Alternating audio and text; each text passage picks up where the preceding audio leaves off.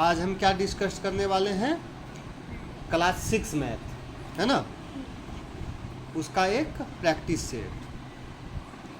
Set number 11। क्या है? First question क्या कहता है? Find the HCF of the following numbers. इसका HCF निकालना है 59 और 97 का। आपने कैसे किया है? 59 से 97 को क्या किया? डिवाइड किया वन टाइम में, ठीक है। फिर इस 17 एक कैरी हो गया, 17 में से 9 गया 8, ठीक है। यहाँ बच गया 8 में से 5 गया 38। तो जो रिमाइंडर बचता है उस वो बन जाता है क्या? डिवाइजर, और ये बन गया डिविडेंड। फिर इससे देंगे एक बार में, ठीक है। यहाँ चिन्ह माइनस हो जाएगा। 9 में से 8 गया 1, 5 में 3 गया 21, और फिर 21 से 38 को एक बार में, फिर 8 में से 1 गया 7 1, ठीक है। फिर 17 से 21 को एक बार में, फिर 4 कैरी, फिर 4 से ये 16, फिर 1 से 4। तो इसका HCF क्या हो गया? जो लास्ट में बचता है डिवाइजर वही क्या होता है? HCF। जो लास्ट में डिवाइजर बचता है वही क्या होता है? HCF, ठीक है। नेक्स्ट HCF क्या है? 385 से 621, सेम प्रोसेस। 385 से हम क्या करेंगे? 621 को देंगे एक बार में, ठीक है। 11 में 5 गया, बोलते जाइए। 11 में 5 गया 6, यहाँ बच गया फिर 1, फिर 11 में 8 गया 3, 5 में 3 गया 2, फास्ट है ना। फिर एक बार में 15 में 6 गया 9, 7 में 3 गया 2 में 2 गया, नहीं यार 2 कैरी नहीं लिए थे, 3 में से 2 गया 1, ठीक है। फिर 149 से एक बार, 16 में 9 गया 7, 12 में 4 गया 87, ठीक है। फिर एक बार में 9 में 7 गया, तो यहाँ चिन्ह देना है माइनस, बच गया 14 में 8 गया 6, फिर एक बार देंगे। 7 में 2 गया 5, 8 में 6 गया 2, ठीक है। फिर 25 से 62 में दो बार में 50, ठीक है। तो बच गया 2 से फिर 25 में 1 बच गया, फिर 1 को यहाँ ले आइए, 12 बन जाएगा इधर।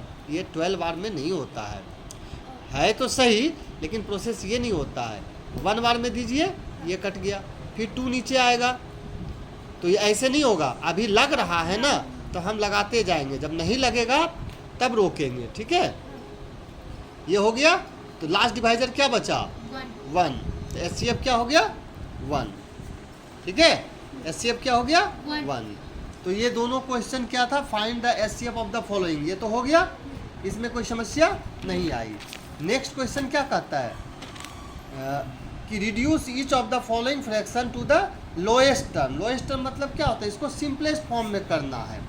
ये किस किस से डिवाइड हो जाएगा? 161 207। कैसे डिवाइड किए इसको? 23 7 जा 161, 23 9 जा 207, यानी 7/9। अब इससे छोटा ये नहीं हो सकता।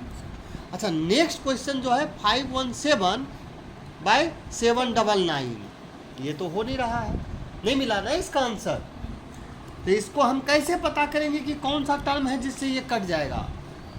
इसको भी हम HCF फॉर्मूले पे ले जाएंगे। किस पे ले जाएंगे? HCF पे। 517 से 799 को देख लेते हैं एक बार में ना होगा। 9 में 7 गया 2, बोलते जाइए। 9 में 1 गया 8, 7 में 5 गया 2, फिर 282 से 517। क्या ये 2 बार लगेगा? ऐसे देखो, 28 2 जा 56, ये तो ज़्यादा हो जाएगा ना, एक ही बार लगाएंगे। 282, 7 में 2 गया 5, 11 में 8 गया 3, 4 में 2 गया 2, अब 235 से 282 कितनी बार में लगेगा? ये देखिए 2 3 2 8, एक ही बार। 12 में 5 गया 7, बच गया ये 7 में 3 गया 4, और ये कैंसिल, तो बच गया क्या? 47 से 235, ये कितनी बार में? 5 चौके 20, और 7 बचे 35, यानी 200 और 35 235, 5 बार में एक क्लियर। अब क्या समझ में आया कि 47 एक ऐसा टर्म है जिससे ये दोनों कट जाएगा। कितनी बार में कटेगा कैसे पता करेंगे?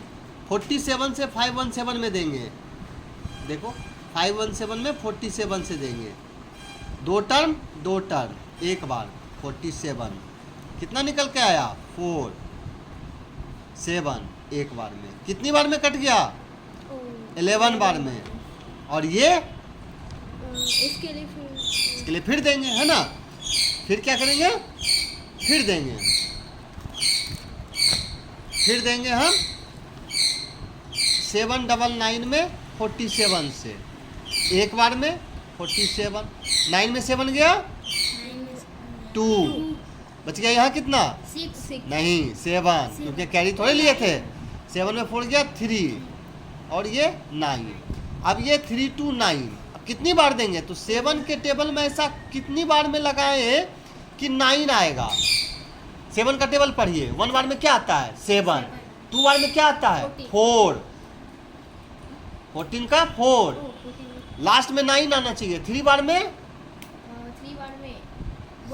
1, 4 बार में 8, 5 बार में 5, 6 बार में 2, 7 बार में 9, आया। इसको 7 से देखे देखिए, 7 7 जा 49, 9 कैरी 4, 7 4 जा 28 प्लस 4 हुआ। ये होता है तरीका ये देखने का कि कितनी बार में लगेगा। लास्ट डिजिट को पकड़िए, तो इसका सिंपलेस्ट फॉर्म क्या हो गया 11/14। आई बात समझ में, समझ में आ गई बात। अब इसी तरह से हम किसको करेंगे 296/481 को, ठीक है। आप इसको फिर से बनाने का प्रयास करिएगा। अगर कोई दिक्कत होती है तो हम फिर इस पे डिस्कस करेंगे। इसी से ऐसे ही बनाएंगे। हाँ, नेक्स्ट क्वेश्चन क्या है, n + 4 = 9 फाइंड करना है n का वैल्यू। तो आपको बताया नहीं गया था कि ये जो बॉर्डर लाइन है, ये क्या है बॉर्डर लाइन है, इधर से इधर इसको भेज देंगे। n बराबर क्या हो जाएगा 9 माइनस, ये 4 प्लस है तो क्या हो जाएगा माइनस। अब 9 में से 4 गया तो n की वैल्यू क्या आ गई। आई बात समझ में कि कैसे होगा। सेम ये दूसरा बन जाएगा। हाँ, इस 35 को हम क्या कर देंगे बॉर्डर के इस तरह भेज देंगे, तो क्या हो जाएगा n = 101 - 35। अच्छा, अब करके दिखाइए, इसको डिवाइड कीजिए सिंगल लाइन में। इसका क्या है 1, ये क्या है 5 जाएगा 1 में 5, एक कैरी लेंगे। तो ये इसके पास तो खुद 0 है, कैरी कैसे देगा, तो ये 1 कैरी देगा इसको। 10। अब ये हो जाएगा 10 और ये हो गया 0। अब ये हो गया 10, अब फिर इससे एक कैरी ले लेंगे तो ये हो गया 11 और ये हो गया 9। 11 में 5 गया 6। अब यहाँ क्या बच गया 9, 9 में 3 गया 6। तो n बराबर कितना हो गया 66। समझ में आया कैसे डिवीजन करते, ये सब्ट्रैक्शन करते हैं।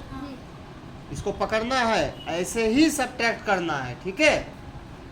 नेक्स्ट क्वेश्चन क्या कहता है कि मिसेस सक्सेना, क्या कहता है question, Mrs Saxena withdraw 1 lakh rupees from her bank account, ठीक है।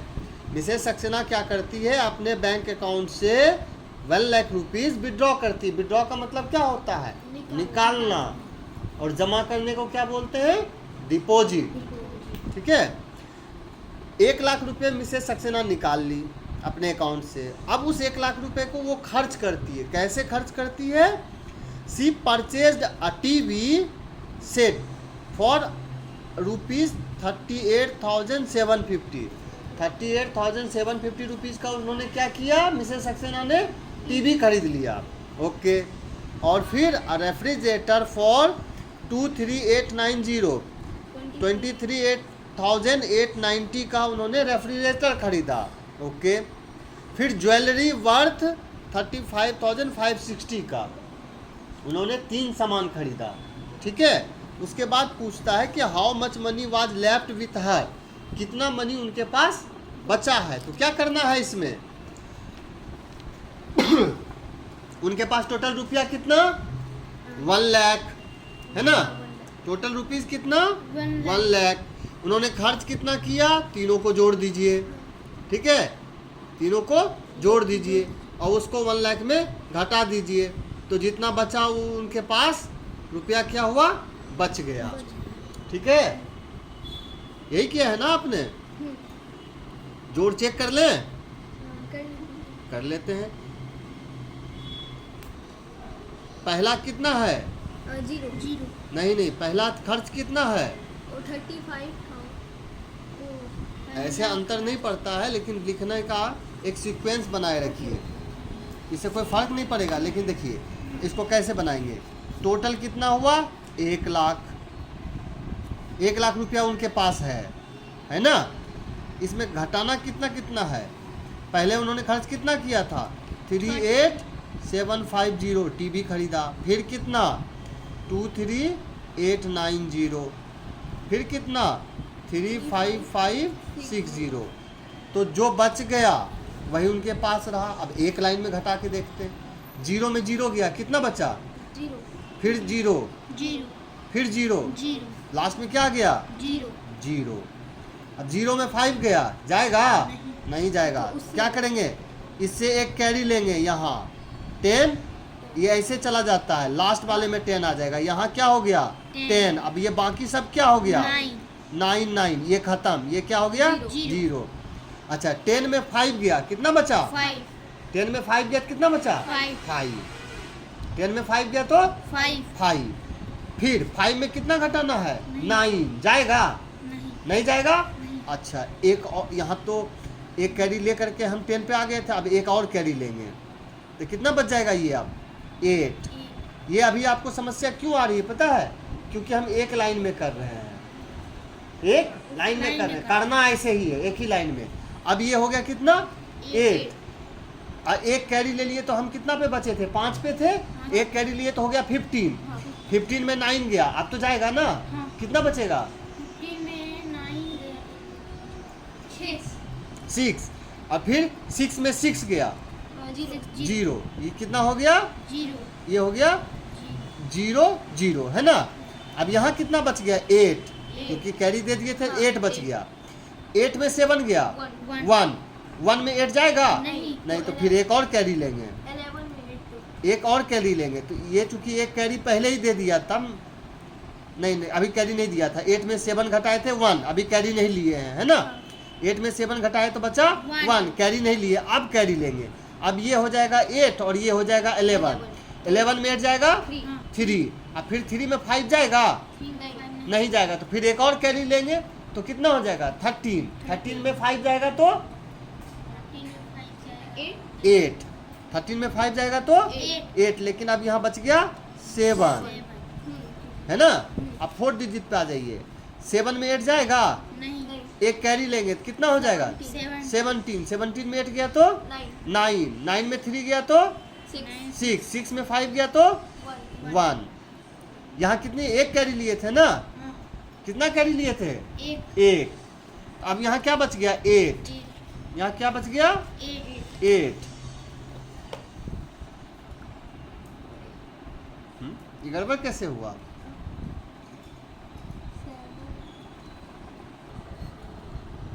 ठीक है, हो गया 01800, यानी 1800। उनके पास कितना रुपया बच गया? 1800। ठीक है, ये हो गया मैथ सेक्शन। अब हम किस पे चलेंगे? मैथ के बाद क्या है? ट्रांसलेशन का, है ना। मैथ के बाद क्या पे चलेंगे? ट्रांसलेशन। अब हम डिस्कस करेंगे ट्रांसलेशन सेक्शन का, है ना। क्या मेरे पास एक घोड़ा है? तो ऐसा जो सवाल होता है, ये इसको क्या बोलते हैं? इंटेरोगेटिव, है ना, सेंटेंस। तो सबसे पहले क्या शुरू में शुरू हुआ है, तो जो ऑक्सिलरी वर्ब यूज करते थे उसको पहले लिख देंगे। तो हैव हैज का यूज करते थे, तो हैव हैज को क्या कर देंगे? आगे कर देंगे। हैव, जैसे इसको लिखते थे ना आई हैव, तो अभी क्या हो जाएगा? हैव आई, बाकी सेम रहेगा। Have I a horse. Last में कर देंगे क्या? फुल स्टॉप के जगह पे क्वेश्चन मार्क, है ना। अब इसके बाद क्या तुम्हारे पास? यू हैव बदल जाएगा have you, have you a book and question mark, है ना। क्या हम लोगों के पास? तो वी हैव क्या हो जाएगा? हैव वी अ मोबाइल या फोन, ठीक है, दोनों है ना। क्या सीता के पास, तो सीता के पास का क्या बनाते थे, सीता हैज, सीता हैज, तो अब क्या कर देंगे, हैज सीता अ डॉल। क्या राम के पास, तो राम के पास का क्या बनाते थे, राम हैज, तो हो जाएगा हैज राम। क्या है, आवाज, है ना। इसमें कहीं कोई समस्या है, नहीं। अब हम इसको कल बनाएंगे इसमें कि मेरे पास नहीं करके, है ना। अभी हम इसको देखते हैं। पहला वर्ड क्या है, एबोलिश। एबोलिश क्या होता है, एबोलिश होता है किसी चीज को जड़ से समाप्त कर देना। हाँ, एबोलिश क्या होता है, किसी चीज को जड़ से समाप्त करना, ताकि वो दोबारा पनप ना सके। इसके बारे में कहा जाता है कि जैसे चाणक्य ने ना नंद वंश को जड़ से समाप्त कर दिया था। बाद में आपको एक कहानी सुनाऊंगा एबोलिश का, है ना। एबोलिश क्या होता है, जड़ से समाप्त कर देना, यानी उन्मूलन करना, ठीक है, याद रहेगा, जड़ से समाप्त कर देना, जड़ से समाप्त कर देना। कोई समस्या है तो उसको जड़ से समाप्त कर देना, एबोलिश, है ना, मिटा देना, खत्म करना। तो इसका अपोजिट क्या हो जाएगा, उगा देना। जैसे किसी चीज को जड़ से समाप्त कर देना, उन्मूलन कर देना, खत्म कर देना है, तो इसका हो जाता है अपोजिट कन्फर्म।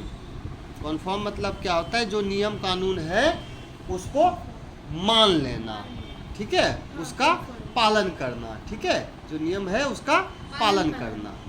अच्छा, डीके क्या होता है, हाँ, डीके होता है क्षय होना, नष्ट होना, किसी चीज का नष्ट होना, है ना। डीके मतलब क्या होता है, धीरे धीरे कोई चीज नष्ट हो जाती है ना। हाँ, डीके मतलब नष्ट होना। डीके क्या हो जाता है, क्षय होना। इसमें चीजें धीरे धीरे नष्ट होती हैं, ठीक है। आपको पता है, जैसे खास करके ये यूज होता था पहले, टीबी का जो पेशेंट होता था ना, उसको क्षय रोग बोलते हैं हिंदी में। टीबी के पेशेंट को क्या बोलते हैं, क्षय रोग। उसमें क्या होता है, बॉडी धीरे धीरे खत्म होती है, जो उसके बैक्टीरिया होते हैं वो बॉडी को अंदर से क्या करते हैं, बॉडी के पार्ट्स को धीरे धीरे नष्ट करते हैं, है ना। तो डीके मतलब धीरे धीरे नष्ट होना, क्षय होना। तो इसका अपोजिट क्या होगा, बताओ। अगर धीरे धीरे नष्ट हो रहा है तो धीरे धीरे बढ़ना होना चाहिए, है ना। धीरे धीरे क्या होना चाहिए, बढ़ना, प्रॉस्पर। प्रॉस्पर क्या होता है, वृद्धि होना। प्रॉस्पर क्या होता है, वृद्धि होना। अच्छा, एंजॉय मतलब क्या होता है, मस्ती करना। हाँ, मस्ती करना, आनंद लेना, है ना। एंजॉय मतलब आनंद लेना, आनंद करना, है ना। एंजॉय मतलब आनंद लेना, मजे लेना, है ना। तो उल्टा क्या हो जाएगा भाई, कष्ट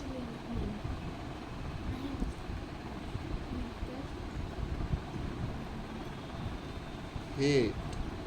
एंजॉय में हम क्या करते हैं, किसी चीज को पसंद करते हैं, तभी ना मजे लेते हैं। तो इसका क्या हो जाएगा उल्टा, नापसंद करना, नापसंद करना, हेट करना, है ना। अच्छा, इनलार्ज क्या होता है, किसी चीज को इन लार्ज मतलब क्या होता है, बड़ा। लार्ज मतलब क्या होता है, बड़ा। तो इनलार्ज मतलब क्या होता है, उसको और बड़ा कर देना। इनलार्ज मतलब क्या होता है, और बड़ा कर देना, फैला देना, ठीक है, फैलाना। लार्ज मतलब बड़ा, इनलार्ज मतलब और बड़ा कर देना। तो उल्टा क्या हो जाएगा, छोटा कर देना, रिड्यूस कर देना। क्या हो जाएगा, रिड्यूस कर देना। अच्छा, फेवर। फेवर मतलब क्या होता है, किसी चीज को मतलब फेवर मतलब क्या होता है, किसी का पक्ष लेना। फेवर मतलब क्या होता है, किसी का पक्ष लेना। बोलते हैं ना कि किसी के फेवर में बोलना, है ना, मतलब आप उसके पक्ष में हो। तो उसका उल्टा क्या हो जाएगा, उसका अपोज करना, है ना। अपक्ष में। क्या चीज, अपक्ष में नहीं, विपक्ष में। ओ हाँ, अपक्ष में नहीं, विपक्ष में, अपोज करना, यही इसी से ना बनता है अपोज। अपोज से क्या बनता है? अपोजिट, तभी ना उल्टा, विपरीत, है ना, उसके विपक्ष में यही ना बनता है। अपोज फेवर का ही क्या हो जाता है? अपोज, है ना। नेक्स्ट सेक्शन हम क्या करेंगे? स्टेट और कैपिटल का। कुछ स्टेट हमने किया था पहले, अब हम करेंगे हरियाणा का। हरियाणा का कैपिटल क्या है? चंडीगढ़। अब चंडीगढ़ कितने जगह का कैपिटल हो गया? एक तो हरियाणा का, दूसरा पंजाब का, और तीसरा चंडीगढ़ खुद यूटी है, तो चंडीगढ़ का भी चंडीगढ़ होता है ना, ये ध्यान रखेंगे। हिमाचल प्रदेश का क्या है? शिमला। हिमाचल प्रदेश का शिमला। हिमाचल प्रदेश की राजधानी शिमला। झारखंड का रांची। झारखंड का रांची। और कर्नाटका का बेंगलोर। बेंगलुरु, है ना। और केरला का हाँ तिरुवनंतपुरम, ठीक है, तिरुवनंतपुरम, है ना।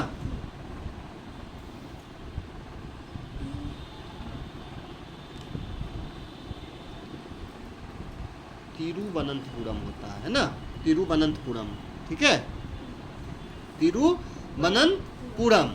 ये हो गया स्टेट का कैपिटल, ठीक है। अच्छा, अब हम कुछ करेंगे कंट्री और कैपिटल। रसिया का capital Moscow.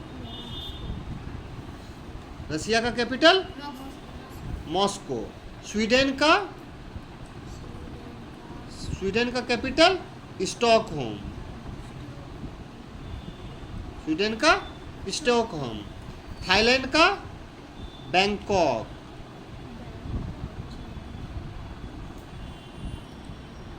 Turkey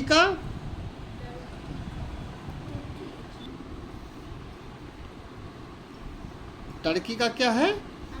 Ankara. Ankara. अच्छा, बैंकॉक में जी भी होता है, BNGKOK। जिम्बाब्वे का हरारे। हरारे। जिम्बाब्वे का क्या होता है? हरारे, ठीक है। अच्छा, दो वर्ड हैं हिंदी के जिसको हम पर्यायवाची शब्द लिखेंगे। पर्यायवाची शब्द क्या होता है? सिनोनिम्स एक तरह का, है ना। पर्यायवाची शब्द को हम क्या बोलते हैं? सिनोनिम। तो आकाश को हम लोग क्या क्या बोलते हैं? गॉड। आकाश को क्या बोलते हैं? आकाश को क्या बोलते हैं इंग्लिश में? क्लाउड, स्काई ना बोलते हैं। आकाश का ही क्या होता है? आसमान। आकाश को और क्या बोलते हैं? आसमान, गगन, नभ, अंबर, ये सब क्या होता है? आकाश का सिनोनिम्स हिंदी में। हिंदी भी पढ़िए, ठीक है। सूर्य को क्या क्या बोलते हैं? भानु, आदित्य, और रवि, सूरज, दिनकर, दिवाकर, प्रभाकर, ठीक है। ये सब क्या है? सूर्य के सिनोनिम्स है हिंदी में। हिंदी भी पढ़ना बहुत ज़रूरी है, ठीक है। हिंदी को हल्के में नहीं लेना है, नहीं तो समस्या हो जाएगी, ठीक है। इन सब का अभ्यास फिर से करना है, समझना है। किसी तरह की दिक्कत होती है तो फिर हम इस पे बात करेंगे। Thank you.